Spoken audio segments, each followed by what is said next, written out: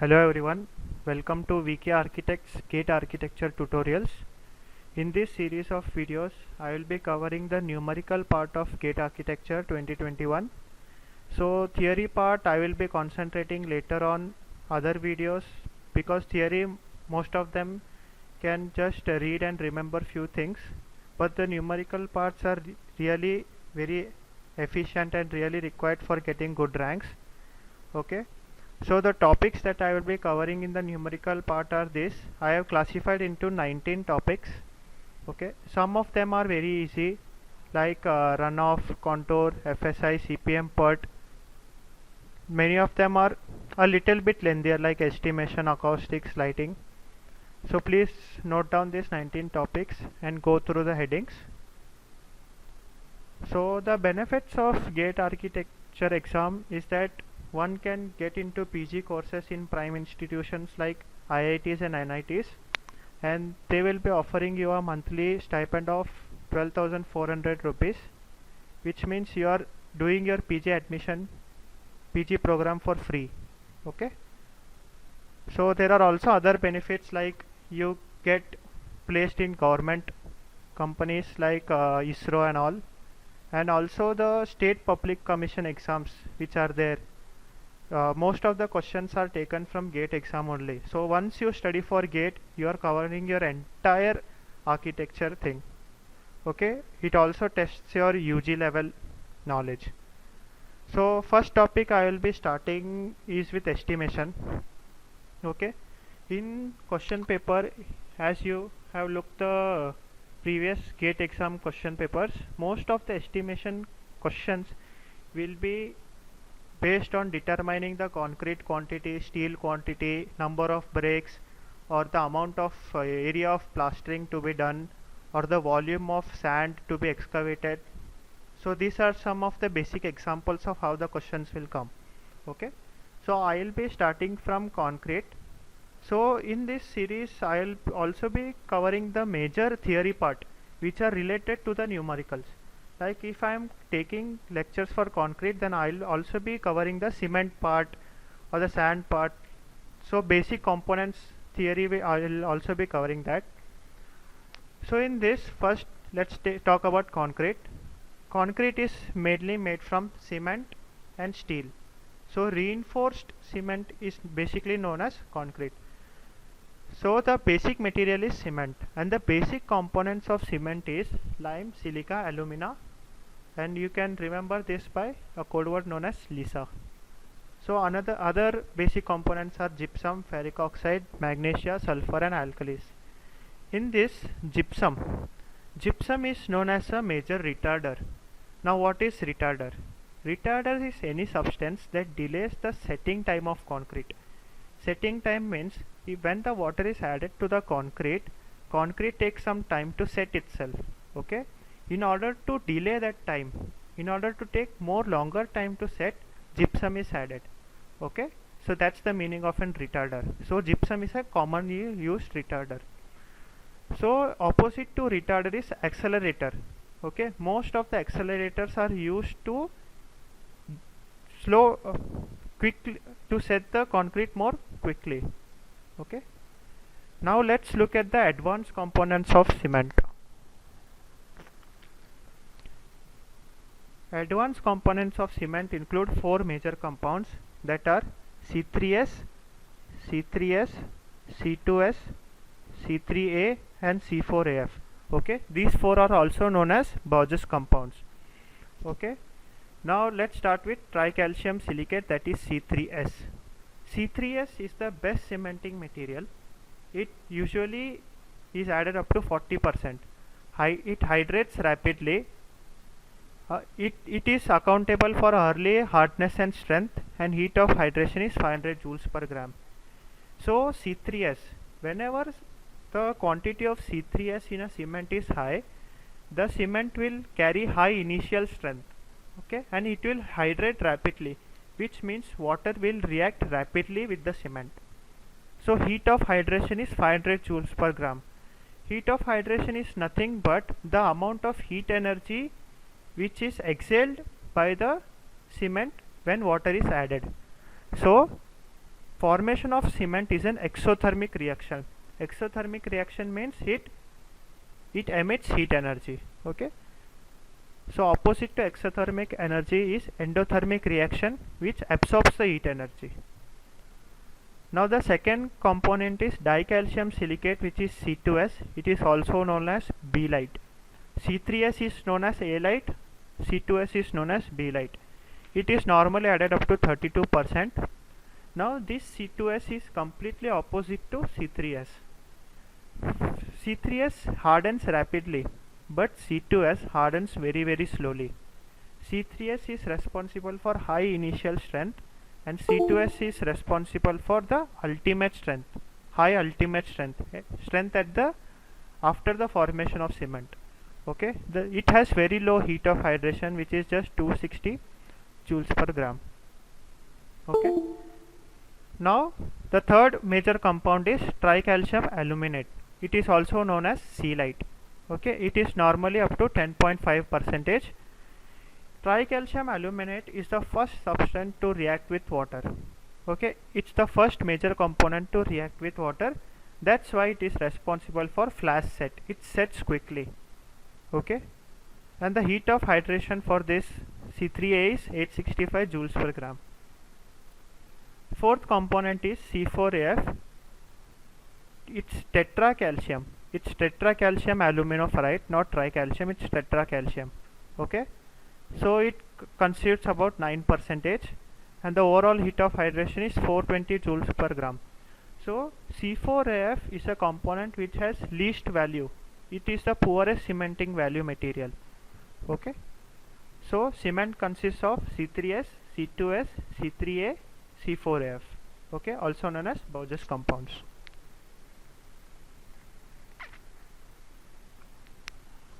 Now suppose I consider a bucket of cement and I add water to it.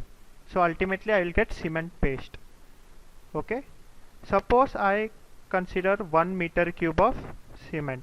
Okay, so ultimately when I'll add water, the particles of cement will come close together. So when they come close together, their volume decreases, which means the space that occupies decreases. So this is the decreased level. Okay, this is the amount of decreased level. This decreased level is about 54%.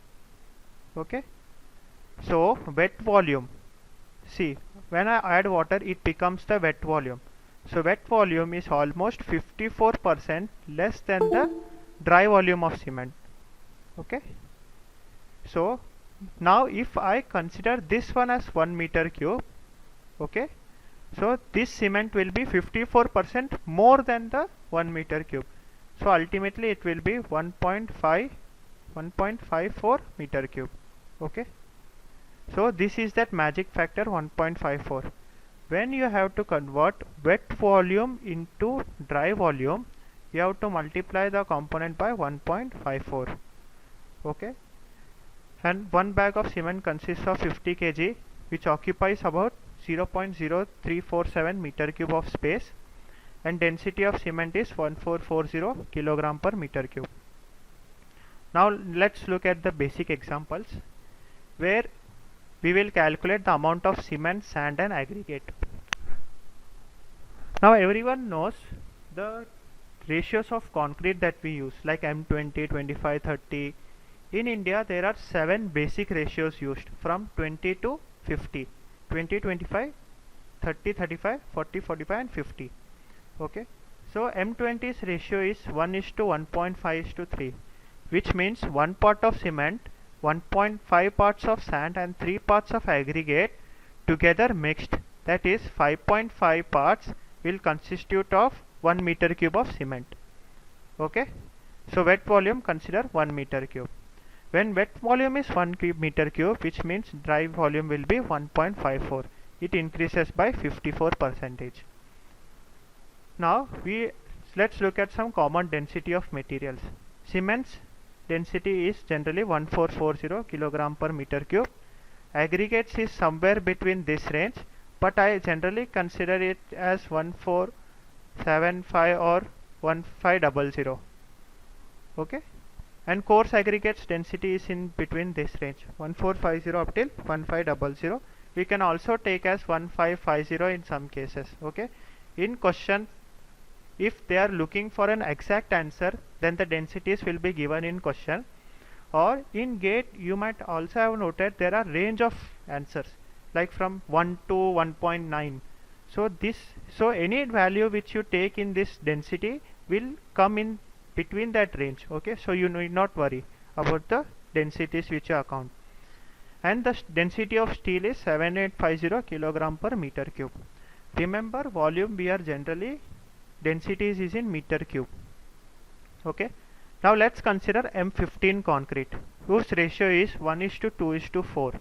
Okay, if we consider 1 meter cube as the wet volume, so the total components, that is cement, fine aggregate and coarse aggregate, is 1 plus 2 4 plus 4, that is 7. So these 7 parts together form 1 meter cube of cement. Okay, now if we calculate cement separately, cement accounts for 1 part out of 7 parts. So 1 out of 7 multiplied by the dry volume factor, that is 1.54. So we get 0.22 meter cube, which means if I use 0.22 meter cube of cement, I will get 1 meter cube of M15 concrete. Okay, similarly, if for when as a contractor you cannot go into a shop and ask for 0.22 meter cube of cement, you have to know the quantity, you have to know its mass, you have to know the number of bags. So if we convert 0.22 meter cube into kg, we have to simply multiply by its density, that is 1440 kilogram per meter cube. If you multiply, then you will get 316.8 kg. Now we know that 1 bag is equal to 50 kg of cement. Okay, so 316.8 kgs, when you divide by 50, you get 6.33 bags. Okay, now you can also convert into another quantity, that is meter cube into feet cube. 1 meter cube is 35.3147 feet cube. So you simply multiply both the values and you get the answer in feet cube also. Now there is another shortcut to find the answer in feet cube, that is you have to multiply number of bags by the factor 1.226. Okay, this I'll explain how it came the 1.226. Now aggregate accounts for 4%. Okay, so 4 parts, sorry. So 4 out of 7 into 1.54, which gives you 0.88 meter cube. Multiply by its density, you get the value in kilograms. Multiply the meter cube by 35.3147, you will get the quantity in feet cube. So this is how we find each and every quantity of materials like cement, fine aggregate and coarse aggregate in any concrete ratio. Okay, you can find this for any concrete ratio, the densities are the same, so you need not worry. So in finding the cubic feet factor for cement, we multiply by a common factor, that is 1.226. Now we all know that density of cement is 1440 kilogram per meter cube, which means for 1 meter cube of cement the mass is 1440 kilogram. Okay, we also know that 1 bag of cement is 50 kilogram. Therefore for 1 meter cube, number of bags will be, we have to divide both 1440 kilogram per meter cube divided by 50 kilograms. Okay, so kilogram will get cancelled, so you will get 1440 divided by 50 will give you 28.8 bags of cement. Now we also know that 1 meter cube is equal to 35.3147. Therefore equating both the equations, 35.3147 cubic feet is equal to 28 bags.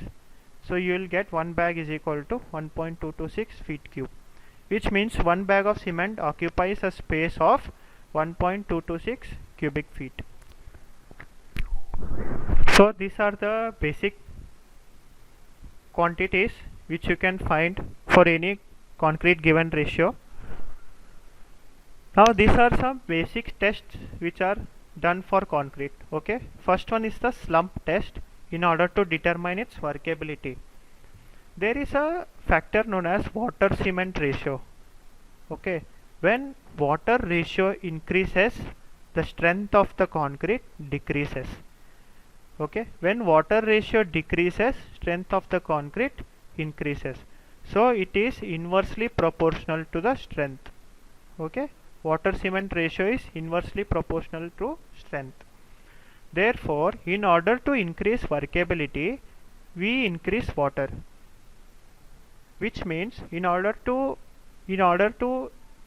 make masons comfortable with using cement, we increase its workability. But if we increase workability among a certain limit, the strength of concrete decreases. Okay, so in order to test the workability of cement, there is slump test. Second is the soundness test. Soundness test is nothing but resistance of cement to change in volume. Uh, in in order to check soundness test, Le Chatelier's apparatus is used. And in case there is very low workability of cement, VB tests are used. And this is the final test which is used by Weikart's apparatus, is setting time test. You can calculate the amount of setting time, and you can also delay the setting time by adding a retarder, or let it quickly set by adding an accelerator. So this was our basic class for today. So please try to find out the components for M20 concrete. Okay, M20 concrete's ratio is 1:1.5:3. Okay, please solve this as an assignment and let me know in the comment section. Thank you.